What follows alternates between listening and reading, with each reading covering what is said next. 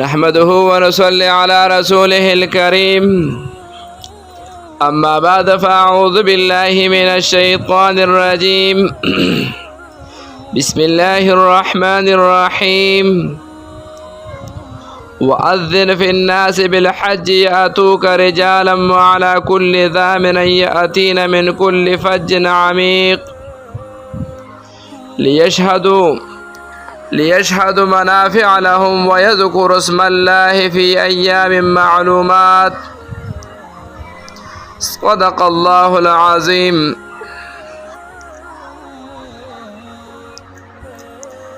زما عزت مندو چکم آیات کریمہ ماستا سڑوان دے تلاوت کلو نو پدی آیات کریمہ کے اللہ رب العالمین دا حج بیان او دا حج فضائل او فوائد ذکر کری دی.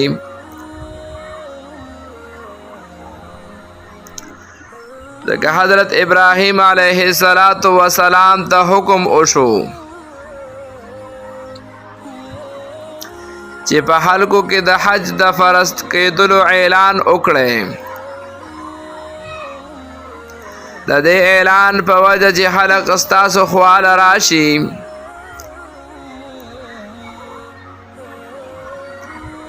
یعنی استاسو دے عمارت لحج دفار راشی پا حپل حپوهم او دغشان پا اوحانو باندے هم چی دل روزین راغلی بی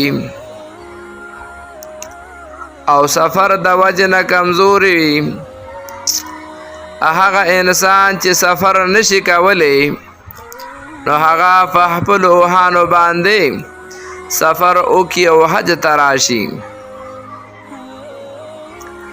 حدیث مبارک کې راځي چې کله حضرت ابراهیم علیه السلام د بیت الله شریف تعمیر نه فارغ شو نو د بارګاه الهي نه حکم وشو چې حلقو کې د حج کولو اعلان وکړي. حضرت ابراہیم علیہ السلام عرض کړو چې الله زما آواز بزنګ حلقو ترسي. الله رب العالمین ورته او فرمایل آواز رسول زما کار دی. نو حضرت ابراہیم علیہ السلام اعلان وکړو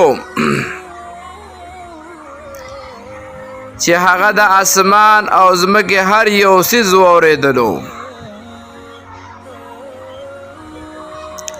چې نن سبا موږ او تاسو یو ځای ته آواز رسول غواړو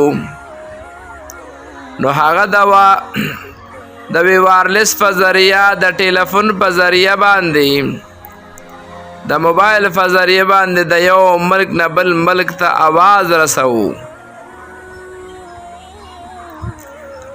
خو چونکې د دې ایجادات جوړولو خالق او مالک چې کله آواز رسول وغواړي نو په دې کې څه مشکل نشته دی. په یو بل حدیث مبارک کې دی چې دا آواز هر سړی واورېدلو د کوم سړی په قسمت چې الله رب العالمین د حج سعادت لیکلیو ها خوش قسمت دی پا دی آواز باندې لبیک اویل. دکه حدیث مبارک کی دی چې کم سړی خوا کې هغه پیدا شوی و یا په عالم ارواح کې و دغه وخت لبیک اویل هغه انسان به ضرور حج کوي. بل حدیث کی دی چې کم بنده یو ځل لبیک ووی هغه به یو حج کوي. چا چې دغه وخت کې 2 ځله لبیک ویلی و هغه به 2 ځله حج کوي او دغه شان چا چې څومره ځل لبیک ویلی و هغه مره حجونه به الله رب العالمین د انسان ته ورنصیب کړي.